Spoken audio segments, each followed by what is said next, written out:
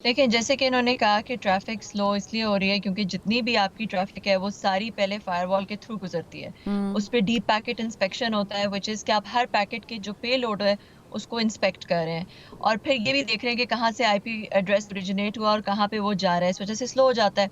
अच्छा, अब इसमें ये है कि आप पैकेट को जो पब्लिक पैकेट है, जो कि इंटरनेट पे या सोशल मीडिया के ऊपर होता है, उसको आप देख सकते हैं, उसके पेलोड को। वो तो अभी भी कोई भी किसी की फ़ेसबुक पे जाके देख सकता है कि उसने क्या पोस्ट किया है।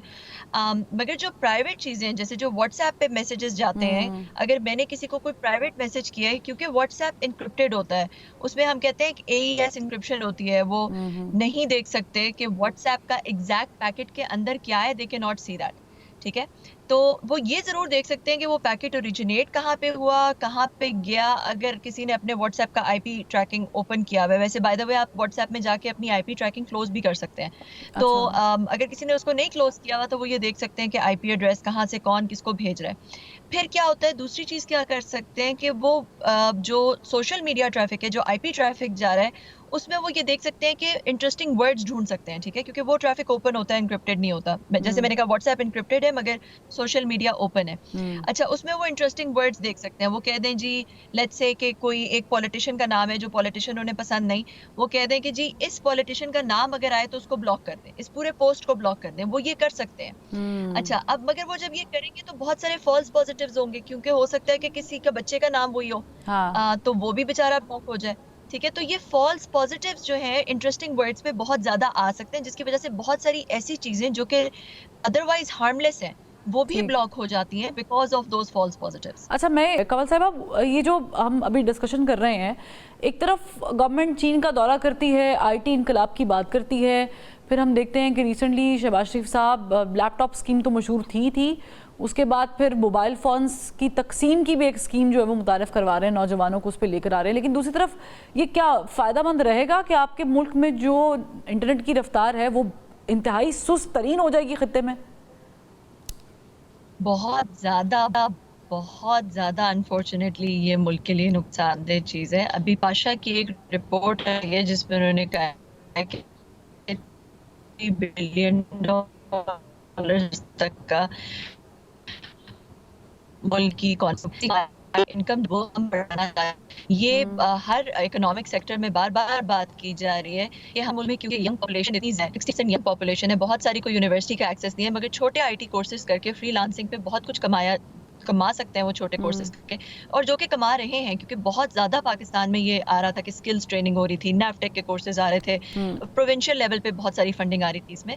तो वो बच्चे जो है वो $200-300 कमाने के काबिल हो गए थे, बहुत सारे बच्चे। इवन हम एक प्रोग्राम रन करते हैं जिसमें बहुत सारे बच्चे, 100-200 बच्चे तो हमने अभी ग्रेजुएट करवाए हैं, जो कि कुछ डॉलर्स अर्न करने के और काबिल हो गए। मगर 200-300 जैसे डॉलर्स का तनवीर साहब मतलब ने ये कहा, है कि आप 60,000 90,000 तक की इनकम बता रही हैं, और गवर्नमेंट ने तो वैसे 37,000 रखी है एग्ज़ैक्ट वफाकी देखिए, में। अगर 1 लाख बच्चा जो है वो अ अ, द द 6-7 हज़ार डॉलर्स अर्न करना शुरू करें, तो ये $1 बिलियन बन जाते हैं, मतलब $6 लाख बन जाते हैं, और अगर 10 लाख बच्चा कर दे तो ये तकरीबन हुँ, $6 बिलियन बन जाते हैं, जो हम 2-2 बिलियन डॉलर्स के पीछे भीख मांग रहे होते हैं। और ये कोई इतनी बड़ी चीज़ नहीं है, मतलब ये थोड़ी सी इन्वेस्टमेंट से बहुत ज़्यादा रिकूपरेट किया जा सकता है।